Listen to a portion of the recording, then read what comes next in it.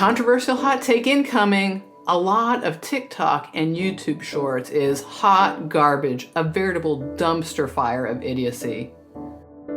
Hi, my name is Scarlett, and I'm an atheist and skeptic, and yeah, today we are looking at some garbage content that I found in YouTube shorts. No more blibbity blab, let's just go. You guys want to see the play they're going to try to run on Christians for the next year to try to gaslight you into thinking that it's wrong for Christians to vote for Christian ethics? Check this out. There's many different groups orbiting Trump, but the thing that unites them as Christian nationalists, not Christians, by the way, because Christian nationalist is very different, is that they believe that our rights as Americans, as all human beings, don't come from any earthly authority. They don't come from Congress. They don't come from the Supreme Court. They come from God. Okay, we got a problem. Because number one, the idea that rights don't come from governments, they come from God, that's not Christian nationalism. That's this little thing called the Declaration of Independence. There you go. The first line of which says, we hold these truths to be self-evident, that all men are created equal and are endowed by their creator with certain inalienable rights. Number two, if a government gives you rights, a government can take them away. And I'm a Christian nationalist. Amen and amen. This is becoming my favorite new pastor. Like I said, hot garbage. I can't tell you how much of TikTok and YouTube shorts is somebody just watching another person's video, pointing at it and saying like, yeah, right, right on, or this person sucks. Let's take a look at some of the things that are wrong, and I might miss a few things, so you can let me know in the comments below what I miss. My first point is, this is not gaslighting. Gaslighting is somebody trying to get you to doubt your reality. Now, you might want to think it's propaganda. I mean, that would need to be demonstrated that it's propaganda. Usually that's part of a larger project. But somebody just saying something that you disagree with on the television is not in and of itself propaganda or gaslighting. You are welcome to agree or disagree or think that the person is horrible or whatever. But like 5 seconds of TV content does not gaslighting make. So my next point is that the quote that he reads is from the Declaration of Independence, not the Constitution. Now, he said it properly. I'm not saying that he misrepresented it. It's just the Declaration of Independence is not where our rights are enumerated, and it is not the basis of our laws. It is simply a document saying to the British that we wanted to secede and listing our grievances. And it had a couple of, philosophical points in there. But our laws are not based off of that. It'd be nice if you kind of made a distinction between what these documents are, because they don't all serve the same purpose. Point number 3 is the creator in that document does not mean your Christian God. I mean, you're free to interpret it as that, but if you do some research, you will learn that Jefferson, who was the main author of the Declaration of Independence, was more of a deist, more of a believer in a God that got everything going, but really doesn't interact in our lives. And he also is famous for the Jefferson Bible, where he took out all the miraculous stuff. Anyway, this is more poetic, symbolic language in a document that, once again, is not legally binding. If you look at the Constitution, you will not see this reference to the Creator doing anything, and it is us, we the people, who give us our rights. Next up, you absolutely can be a Christian without being a Christian nationalist. It is a thing with its own definition. You being dismissive, and by the way, the comments are full of garbage people saying this kind of thing too, but you being dismissive of the difference does not make it so. In a couple minutes, I'll have a quote about what a Christian nationalist is, but a person can be a Christian and think that there is like a separation of church and state and that our laws should not be based off their Christianity. That's where they get their morality. It's not what they base their laws off of. The next thing, and I think this is kind of important, is you only showed a snippet of the quote from that TV channel. It's not a complete definition of Christian nationalism. Once again, we'll read that in a minute. It was only a part of it. You didn't look at the whole discussion. You didn't analyze it. You didn't do anything with it. You took the one part that you want to do a gotcha on and you went with it. That's all. This is like the most garbage of hot takes. And yeah, you're all smug about it and you're all grinning and you're all like, oh, I'm a Christian nationalist because I think my rights come from a creator, which again, you might believe that. Whether or not it's true is something that I would like to see demonstrated. But I'd like you to have a bigger attention span than like 30 seconds of taking one tiny snippet of quote, deciding it's gaslighting, and then running with your own thing and acting like you've won some kind of competition. And this leads me to my conclusion of these X out points, that this is the most unreflecting trash content on the internet. And I don't mean this video is the most one. It's of a genre where somebody just looks at something, like has like a 2-second attention span, not even that goldfish in the bowl metaphor that used to go around, and thinking that you have come to some conclusion, like you're doing something in the world. And guess what? You really are not. You are participating in the worst of unreflective, lack of attention span, dumpster firing that exists on the internet. Why don't you put up a fun animal video or do something more useful with your time? If I could chit chat with these two smug dudes who think that they've owned all the MSNBC, CNN, propagandist, gaslighter, fuckheads, or whatever, these are the questions I would ask. Number one is, how does any God give us rights? Like, can you demonstrate how we get our rights from God? My guess is this is just something that you think, or you heard a preacher say it, you liked it.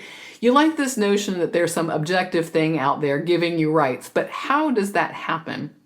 We as people are the ones that have to give these rights to ourselves. We have to recognize it. We don't have a deity, but feel free to try to demonstrate this one. My next question is, where are the rights in the Bible? Like, is there a Bill of Rights somewhere in there that I've missed, like between Job and Joel? I don't know. The last I checked, God was not all into rights. We don't have free speech. We don't have freedom of religion. Like, he wants to tell us how to live and act. And especially you get into that Christian stuff where we're just depraved sinners who are lucky to have God in our life. I don't see any room for rights in this system. I know a lot of Christians want to pretend like our nation is mixed up with the Bible and this somehow makes sense, hence the Christian nationalism, but I'm not seeing it. I need it demonstrated a little bit better for me. My next question is, have these people done any real research into U.S. history? Specifically, what the writers of our founding documents envisioned about this language. Like, what did they think the creator was, or why they wanted to put this in there? And have they noticed that we do not have any mention of God in our Constitution? I mean, I have heard plenty of Christians talk about how we are a Christian nation and all this stuff comes from God, and certainly there are preachers preaching that, but that is not what I understand the founders intended when they wrote these documents, and especially, again, the Constitution and not the Declaration of Independence, that they really intended a secular society where religion was a private matter, and they themselves did not intend for our rights to be seen as coming from God, and therefore our laws coming from God. I guess my next question is, if our rights come from God, then why wasn't this obvious previously? And why have so many Christians been underneath monarchical regimes where people did not have the rights enshrined in the Constitution? And specifically, we're talking about the U.S. context, the U.S. Constitution. Most of the history of Christianity has been under a king, and you did not have all of the freedoms and the rights that we have in the U.S. So why is that so? If it's so obvious, why did it take so long for Christians to get these? And also, if you look in the Bible itself, you will see that the Israelites were under a kingdom. And next, besides looking at one sentence of one report on one news channel, have you looked up what a Christian nationalist actually is? Let's just go over to Wiki and have some fun. Christian nationalism is a type of religious nationalism that is affiliated with Christianity. It primarily focuses on the internal politics of society, such as legislating civil and criminal laws that reflect their view of Christianity and the role of religion in political and social life. And so when the woman on the TV was talking about rights coming from God, it's really this thing that she's trying to reference, is that Christian nationalists want the laws to reflect their biblical view, not be based off of secular notions. In the next couple of paragraphs, you see more of a reference to various things that Christian nationalists want. So you see, it's not just about thinking where your rights come from. It's about what you want to do with them and what you want to impose on people. And there is a danger here in wanting to impose your religious view on everybody. I mean, it's one thing to think that that is your morality, but some of this stuff is just not in the interest of the nation. We can go into that another time. I do have lots of thoughts about it, but I don't want this video to be very long, so we're going to get on to my last point responding to this short. Media literacy. Have you tried it? I think one of the bad things about what this TikTok or short does is it takes a snippet and acts like that's the whole thing. It doesn't attempt to understand the whole discussion. It doesn't try to listen with empathy to get to the other person's point. You're just assuming that the person on the TV, whatever journalist or correspondent or whatever the person is, you're just assuming that that person is against you and you're reacting to that. But you didn't give us the whole of the snippet. You didn't give us the context. You didn't look at anything else, and you're just trying to rile up your base. This is why I say this is some of the worst of dumpster fire, garbage, internet content. And the comments on this TikTok short, whatever, are about what you'd expect. People confusing the Declaration of Independence with the Constitution. People thinking that the Bill of Rights came from God's mouth. People who want to be Christian nationalists who aren't even Christians. People not engaging their brain to wonder like, hey, is there something more than what these two smug dudes are showing me? Lots of culture war stuff that has nothing to do with the original clip, guns rights and immigration and all kinds of stuff. Just all mixed together, not really thought through, just sound bites and dumb opinions.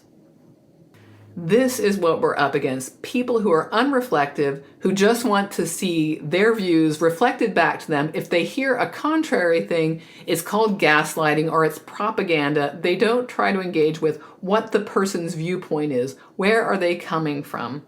And among the things I don't like is all of the issues get lumped together. There's no discernment between saying, let's say, our gun rights versus our freedom of religion versus what's happening with immigration or anything. It all just gets mixed in.